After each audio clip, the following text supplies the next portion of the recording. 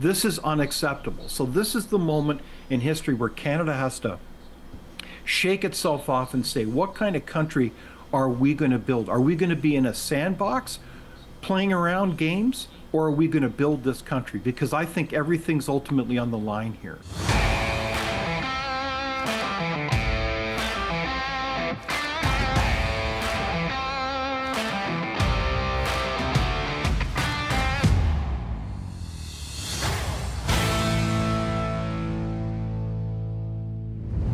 The North American political landscape is undergoing a seismic shift, with President Donald Trump taking office, the Liberal Party of Canada floundering, and the blue wave of conservatism that has been sweeping across Canada. To talk about the implications of the clash of centre-right policies against the crumbling establishment of far-left activism, we are sitting down with the president of the Frontier Centre for Public Policy, Mr. David Leis. Let's take a look. David, it's been a while. Welcome back to Northern Perspective. Great to see you, Ryan and Tanya. Yeah, it's great to actually have you see us in person for the first time. Indeed. For anyone that's watched us for a while, David Leis has been a guest of the show multiple times, but this is the first time that we're actually having an on-camera interview with him, much to our mutual delight, I'm sure. So, absolutely, no avatars, but the real person. So that's great. Absolutely. So, for those that don't know, the Frontier Centre for Public Policy, it is a phenomenal organization. They're nonpartisan. They work in Canada's best interests. They examine all things policy in nature, no matter what government is at the throne, so to speak. And we thought that given the current events going on within the Canadian political sphere, as well as the American political sphere, and how we are unavoidably butting heads at this point, this would be a great opportunity to get David back on the show to kind of give us his perspective of what he's seeing and where he thinks that we may land after all the dust is settled. So David, Trudeau has resigned. He's still there. He's indicated he's not going to run in the next election. And now we have a leadership race in the midst of a new presidential inauguration by none other than Donald Trump. There's so much going on. That would be the understatement. It's almost like Canada is in an existential moment, a fork in the road where we're going to decide to grow up as a nation and continue to thrive, or are we going to go quietly into the night? I think that as a country, we really face critical policy choices that will determine the future for our next generation. There's no doubt about it. Yeah, we've seen the rise of the far left, call it the ideology, over the last 15 to 20 years. We've seen it really permeate through academia, the Canadian universities, influencing the education system, influencing corporate Canada. But at some point, common sense needs to push back, and I think we're finally starting to see that. You know, I think there's some signs of hope, as you say, Ryan, in the sense that Canada is part of this grand Western civilized tradition of a respect for individual rights and freedoms, for the rule of law, for evidence. We recognize that we're all on this incredible journey for truth, and that we need healthy debate and discussion. We can learn from each other, but there's a tolerance that's important. And I think that that larger tradition has been kind of put aside for a number of reasons, not the least of which is many of our institutions, as I think you were just alluding to, have been infected with a kind of social, cultural socialism, as a number of people refer to it, where it's not about your merit or your character, to paraphrase Martin Luther King Jr., but it's about intangibles that shouldn't matter, like the color of your skin or your gender or even your sexual preference. So, so many Canadians have gotten on board with that bandwagon. I think that most Canadians are not on that, if there's all kinds of reliable polls that indicate that.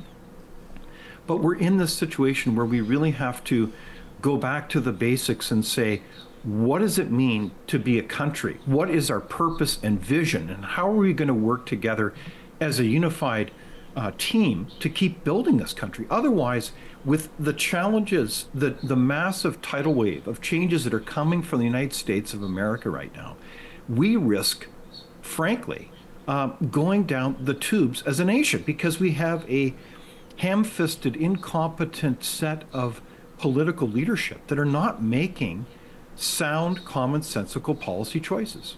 Yeah, they are trying to be this post-nationalistic state that is nothing but just an ideological fantasy. It has no basis in rational reality. We'd actually taken a look at an interview that you did with David Redman, and really took away a lot of good points in that. And the one of the main points that he made that really struck me is people on the left seem to view nationalism as a bad thing. It's a detriment to society for some reason. Now, can it be a detriment? Absolutely. If nationalism is allowed to permeate to the point of xenophobia, then you risk your prosperity as a country. But we frankly owe our existence right now due to the nationalism of Great Britain in World War II, to David Redman's point, when Churchill stood up, rallied the entire country, and reminded them that no, we are a nation. To your earlier reference, we will not go quietly into the night. We will not go quietly without a fight. And that reminds us what healthy nationalism can actually do. And as Canadians, we've been, I think, forced and conditioned to forget about our nationalism, pride, and what it means to be a Canadian, and to be ashamed of our past, to be ashamed of who we are. And that is the irony of this whole movement, in my opinion, because the same people that position themselves and stand on the soapbox telling everybody that we're fighting for equality, we're fighting against discrimination, are literally implementing discrimination in every sense of the word. And that I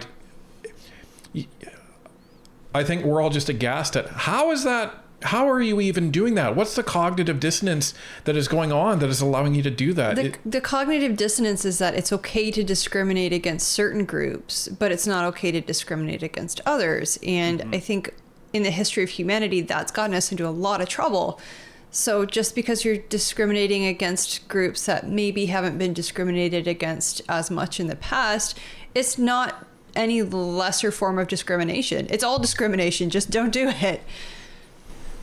I think you're making just terrific points here, both Ryan and Tanya, in the sense that discrimination is discrimination. And what we need to do is to focus, again, I would suggest, on the basics of this incredible tradition that Canada was built on. One of the things I had the opportunity to do this past year was to review the debates of the founding of our nation. And it is just quite inspiring. In fact, we should be teaching it systematically to everyone, including the next generation in our schools. And we've done a horrible job, as you've alluded to, not teaching the next generation about the things that make this country incredible. For example, if you think of Sir John A. Macdonald, our first prime minister, who was playing 3D chess as others were playing checkers to cobble together this nation, this vision of a unique country that would inhabit the northern part of this incredible part of North America called Canada. The British North America Act was founded, and the vision was very clear. You could come from anywhere in the world and to be of any background, any skin color, it didn't matter, but you were unified by these common principles of a respect for the individual rights and freedoms of people, the need for a responsible view of citizenship, that you weren't just simply to come and occupy a space in a land and then collect your check from the government in some form, indirectly or directly, but you were to be an active contributor as a citizen, including in the democratic process. And so, I mean, you could go on and on about this, but that is an incredibly grand vision that we cannot forget. And we should be emphasizing that consistently, because that culture really plays the foundational role to draw together in unity. In unity, if you don't have unity, as the good book says, a divided house will not stand, is so true. So we've got to come together more than ever, I think, in 2025 as a unified country and say, how are we going to renew and rebuild this country? We should be the freest, most prosperous nation in the world, not a declining one that is, what is it? In Ontario, the average family now is some $30,000 poorer than the state of Arkansas, which is at the bottom. Like, people don't realize this. And I think that we're hitting the nail on the head. We've got to be unified as a country in terms of what we are and what we stand for. Now, you have a new president down in the United States, Donald Trump, or a new old president, I should say.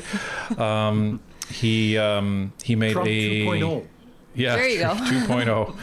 2.0. He made a lot of proclamations yesterday, signed a lot of executive orders yesterday. Some Canadians may agree with, some Canadians may not agree with, but the fact that he has received a overwhelming mandate, he did not shy away from some of these. One of them was eliminating, DEI policies in government, and that I think is reflective, no matter how much the left wants to deny it, of what is going on back in society. There is a realignment back to common sense. Corporate America has seen that DEI does not sell, that pandering does not sell, and I think we're seeing that. Do you think that's inevitable to happen in Canada? Should the polls hold? It's a really good question. I would say that there are signs of change as Canadians realize the nonsense of what's happening in a lot of these, ideological platforms and institutions, like in schools, teaching that there's more than two genders. It's just utterly absurd. So what's happening in Canada is that we're also going through, I think, a healthy debate and discussion about these issues, and that's good. But in Canada, we have many of our institutions are deeply embedded with this ideological nonsense. And I would say that we really need an intervention to be able to get at these issues and be able to reset our institutions so they honor and respect those kinds of traditional principles that have enabled our nation to go forward. And I could go through example after example how and where that might happen. Now, you do see signs, like, for example, you saw the other week the pronouncements from the president of Alberta, of all things, saying that, DEI should be put aside. Now, is that just a kind of a cynical renaming of those things, or is it truly going to be changed? So we'll have to look at that and challenge that question. But the United States is clearly the superpower. It's the elephant in the room when it comes to setting the pace, not only for certainly Canada, but much of the world on a lot of these issues. So I think that what you see now is will be a tidal wave of changes coming that are in keeping with exactly what the incoming president has said that they were going to be about. And let's don't forget the last election. If you look at reliable polls, I tend to look at pollsters such as Rasmussen. It's not a mystery as to why they came back and won virtually everything in terms of the popular vote, the Senate, the Congress, the White House. And that was based on three primary issues. One was dealing with the open border policy of the Biden administration. Secondly, dealing with the whole issue of cultural wokeism. That was a major issue. And of course, the economy and getting that back on track. So that's not a mystery. And that's exactly what they are following up on. And I think that, Canadians would do well to kind of pay attention better. It's a shame the legacy media, I think, and there's maybe some exceptions, have really lost the plot. They have not done, frankly, served Canadians well by explaining why the Make America Great movement has happened, what its origins are, and its significance in terms of policy, and how Canadians can manage that reality. The reality is that the United States and Canada have the a large trading relationship. It is now second to Mexico, interesting enough. But we are close neighbors, but we don't kind of understand each other, I think. Most Canadians do not understand because we've been kind of in this media legacy bubble that has not really explained the phenomenon of the Make America Great movement and its impact on Canada. It's kind of shameful, really. Well, and when we started this journey, I don't think we knew how badly the mainstream media misrepresented what was going on, or just did not report it to begin with. It wasn't until we really started covering the government that we saw the blatant bias in the media. I think we knew it was there. I just don't think we knew it was this bad. That's what I mean. And I think the first example of that was when C-18 passed, for trying to force Facebook and Google to pay the Canadian news organizations hundreds of millions of dollars of their money just because. And when Facebook did their cost benefit analysis and said, well, it's going to cost us less money to actually just ban all of these people complying with Canada's law than it is to pay them out, we will just do that. And then what we started to see is on CTV and CBC, they were running these ads saying that, you're not getting the news because Facebook is blocking us. They were even running them on the radio. Yeah. Like on the rock station we listened to. So the fact that they're actually not saying, well, the reason that we're being blocked is because we've been lobbying the government for 2 years to try and extort these mega corporations in the United States for this extra money, and they're actually complying with the law, but we just didn't think that they would take this avenue. So we're starting to see that, and this is the unfortunate thing that's going on right now, because there's a very important case that's going on in the Superior Court, which is the prorogation challenge from the JCCF against the Trudeau government. Yes. And there's very little said about this on mainstream media. And if there is, there's a little article here or there, but they don't talk about this. It's not getting airtime. They're pushing, circling back around, they're pushing what the Liberals are trying to make the only election issue, which is Trump and the tariffs. So that's all you hear from mainstream media. Exactly. But you look at what Pierre wants to do. He wants to defund the CBC. I think Canadians would like to see him defund all mainstream media.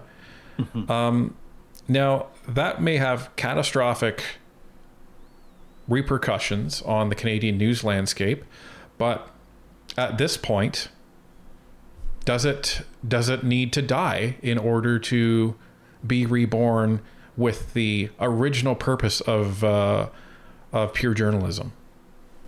I think you've hit the nail on the head, Ryan and Tanya, that in order for we desperately need good journalism that is independent, that can speak in the grand tradition of Canada, speak truth to power. We know this. And so what has happened is the media needs to be defunded ASAP, yesterday, so that it can be reborn and serve the Canadian people with information that is not tied into the funder. In this case, the federal government. So many Canadians they're not even aware that the federal government funds some 2,000 outlets. It's not just simply legacy media, but it's also those important weeklies and others. And what we need to do is come together as a nation and realize that this is not serving anybody, really. And we need a rebirth of the media. And then I think that, frankly, Northern Perspective as a program is one of a number of encouraging examples where you have risen up as journalists of sorts to be able to serve the community, because you're so passionate, committed to doing that mission.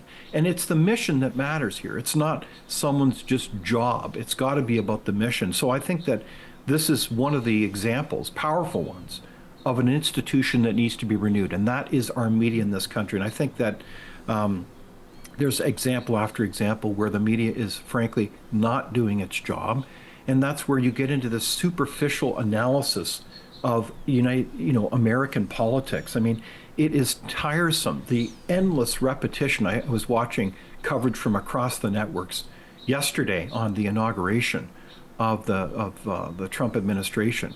And it's astounding that the superficial analysis and consistently kind of mimicking the Democrat Party narrative. And this is honestly, this is not a partisan issue. It's deeper than that. You have to understand why the the Make America Great movement came out of. It's really a populist revolt against what is perceived to be an incompetent, corrupt establishment that has not been serving working Americans. And this is about renewing the United States in a way that serves Americans, improves their prosperity, and improves their rights and freedoms in keeping with the tradition of the United States. And if you don't get that story, then you think simplistically, a la ad hominem attacks. It's all about, well, Donald Trump this, Donald Trump that. No, look beneath the surface. Look beneath the headlines and understand the nuances of what's going on. So when they talk about tariffs on Canada, it's because they think that Canada, among many other countries, has been kind of ripping the United States off because they have basically a $1 trillion deficit. So then the real issue is, well, what's the real story? Is that really true that Canada's ripping them off? And I would say, no, I think that's too black and white. But part of it is true in the sense that Canada's been freeloading on the defense agreements. So everything has to be on the table when it comes to security. Canada carrying its defense load because we're not a considered a reliable NATO partner. Anybody who looks at this knows that. But our political elite seems to all be in denial about that. Like, let's get on with the program. So this is where these issues need nuance and serious analysis. If we're to serve this country, we need that analysis more than ever. Yeah, and I see a lot of people are turning towards the conservative movement because I think they're trying to support and bring back that social contract that was broken by the Liberal government. Yeah, it's I think it's a lot of things, right? Canadians long for the good old days and not the 1960s good old days, the good old days of the early 2000s. Like that's the irony. It wasn't that long ago of where, I don't remember anyone that I knew at that point, whether it was a university or my job, that cared about what you looked like, where you came from, what you did in the confines of your own bedroom. Nobody cared. They really didn't. They cared about the fact that I want to go to work, I want to get my job done, and I hope the best person is qualified for the job is actually going to get the job. And that was it. But exactly. But then we go down this leftist path that we saw and that we talked about before. But now it's obvious that the Liberal Party members see that this tidal wave is coming. There's nothing they can do to stop it. So all we're seeing now in the Liberal leadership race is, ironically, Liberals trying to parrot now conservative platform talking points, which is insane to me, because this is something that they've been arguing against from a policy perspective for the last 2 years. And now all of a sudden they want Canadians to forget everything that they've said. And it wasn't me, it was the one-armed man, it was Justin Trudeau. I was just a political hostage in this government. I was forced to say all these things. I was forced to laugh at the Conservatives. I was forced to vote in this manner. Right. What do you make of this policy shift now from the Liberal Party of Canada?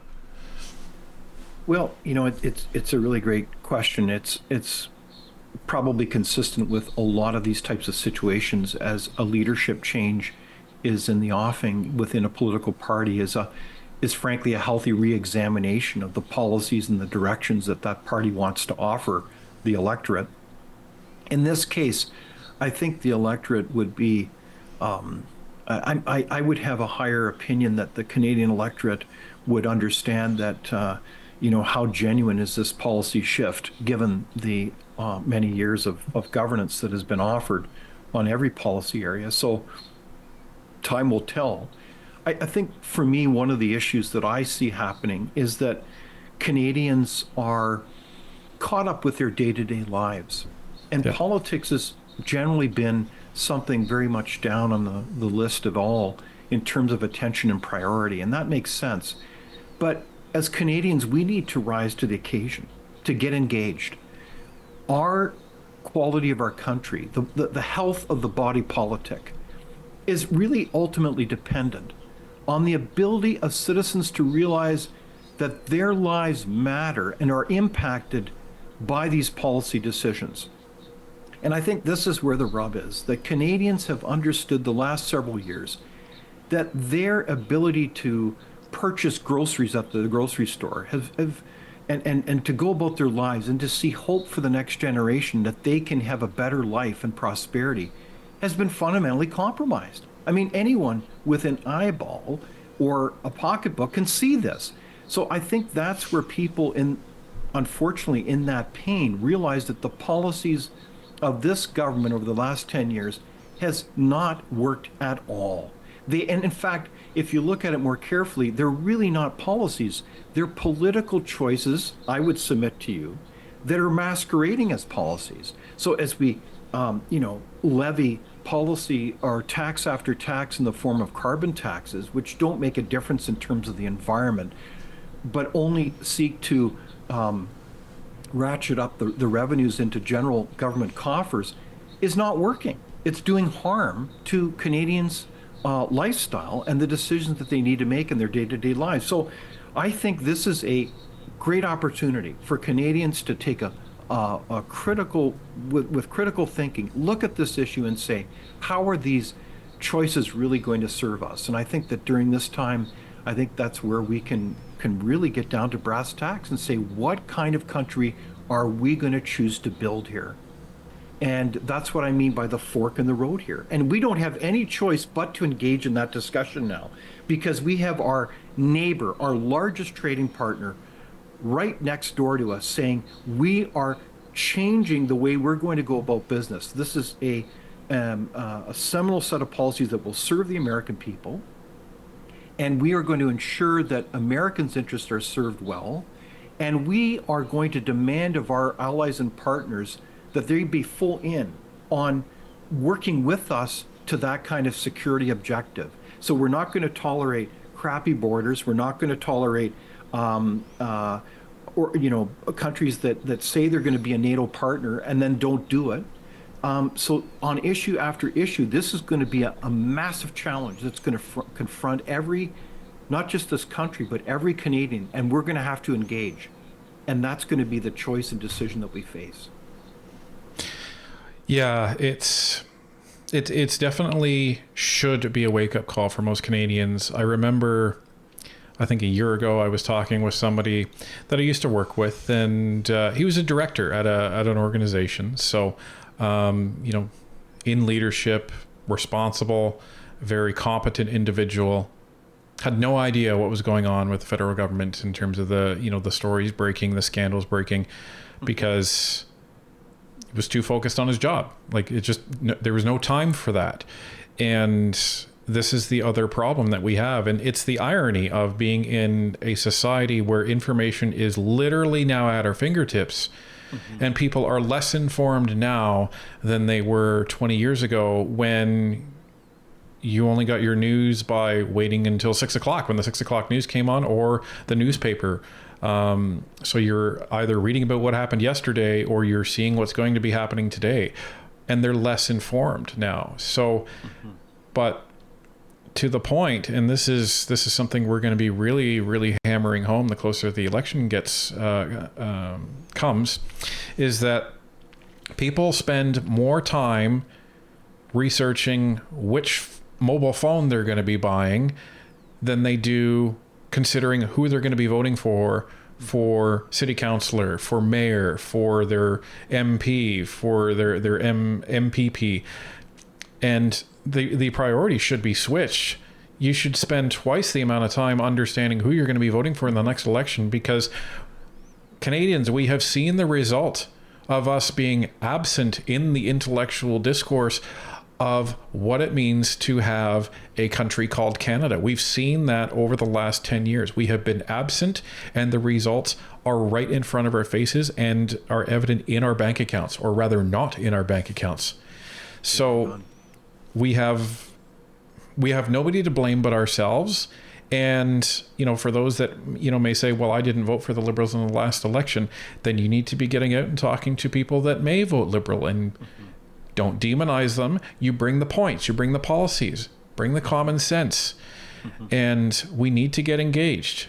Pierre even said it himself on his interview with Jordan Peterson, which I was very happy to see, because he had stated that he wants Canadians to stay engaged and get more engaged after the next election.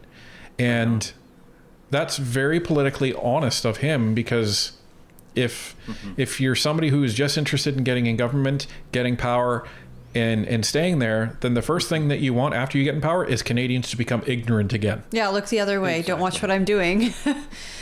But exactly. And I think so. Bravo on both of you for doing what you're doing to try to raise the level of thinking, the level of awareness. We know that the quality of our lives, both as individuals, as families, as ultimately nations, is dependent on our level of thinking. And this is the whole point of the Frontier Center for Public Policy, is we try to elevate the level of thinking based on principles that are timeless. Principles like, respecting our tradition of, individual rights and freedoms, of the marketplace, giving people, empowering them with choices to run their lives the way they choose to. And I think that in Canada, we've had a lot of policies and decisions that have really undermined the empowerment of individual rights of citizens. It's terrible. Like when you think of when we reflect on the truckers' convoy, these people were extraordinary citizens who said, look, these mandates are going too far, and we choose to frankly put everything on the line and protest and say this has got to stop. And at that time, the federal government leaders chose not to even greet them. I mean, I was a former elected official. I met with people all the time. And even if people that you did not agree with, you would sit down and listen. You would listen to their concerns and try to respond to them. And this is the type of tradition that is so important for us to join hands together and say, as Canadians, we believe in working together as that kind of team, even though we may not agree together. And so this is why the renewal of our political parties, the renewal of our parliamentary system is so important, and all our institutions. Like you mentioned earlier, the Justice Centre's challenge of the proroguing of Parliament, and I certainly know the president of the Centre well, John Carpe, and I'm not sure what legal case they really have. We'll have to, that remains to be told in terms of how that will unfold. But this is actually the secondary point. The real point is the tradition of proroguing of the Parliament should be done in a way that is justified and respectful of the needs of the nation, not the short-term needs of a party. And so that would be shame on the Prime Minister, but shame on, frankly, the Prime Minister, Stephen Harper, who prorogued the government so many years ago then. So either way, this is not a narrow partisan issue. This is one where our institutions have been designed by our forebears for a timeless reason. And we need to realize that we've been given that inheritance, and we need to understand how they work and how to continue on that legacy for the sake of our children. Well, and there's this other notion that has been, I would say, thrust upon Canada from the NDP, from the Liberals, for the last 10 years, which is Canadian prosperity is measured by how much the government puts into your pocket. And it's one of these nonsensical approaches that the far left takes. And I keep saying the far left for people listening, because a center-left party like the Liberals under Jean Chrétien and Paul Martin, they would never take this approach that Justin Trudeau has. So but they take this approach of well, the government exists in order to put money in your pocket, and that makes you prosperous, Right. which is completely nonsensical, because the true measurement of prosperity in a country is the level at which the government has to put money in your pocket. If the government does not have to put any money in your pocket, then you have a very prosperous nation, because the government has empowered its citizens to become self-sufficient, to enrich themselves, and to not have to worry about where their next meal is coming from. So, sure, social safety nets should be put in place for those cases where people are down on their luck. The worst case happens. But those safety nets need to be almost an elastic band in that they're designed to catch people when they fall and then fling them back up into the market and back into prosperity to be self-sufficient when they do. Right on. It's interesting, Ryan, that you referenced that kind of history, because Canada has been traditionally at the forefront of the world, I would suggest, in having a rich, strong, dynamic civil society where the community comes together and they create all kinds of incredible charities. And they founded, in our history, all kinds of hospitals and all kinds of societies to help out and love your neighbor. And this is in the grand tradition, in many cases, of the Judeo-Christian values. That is just simply a fact. And there's other traditions as well that I acknowledge, but those are things that really recognize that every individual was created in the image of the divine, in a way that said we should care for each other. And it's not government that should be at the forefront of that. It should be everyone recognizing that we too need to be involved as citizens, and we come together to create that kind of civic society. And that's a great tradition that we need to recognize. And I think this country is an incredible country. I think the Canadian people have everything going for it. The natural resources, the ingenuity, the all kinds of traditions that we've inherited to be the freest, most prosperous country in the world. And we forfeit it all away, that grand inheritance, when we don't have great public policy that empowers individuals to live their lives well. If we don't have freedom of speech, as an example, we undermine not only our ability to prosper, to innovate, right, to create that next widget that will create that prosperity, but we undermine, I would suggest, what it means to be human. Every individual is truly unique.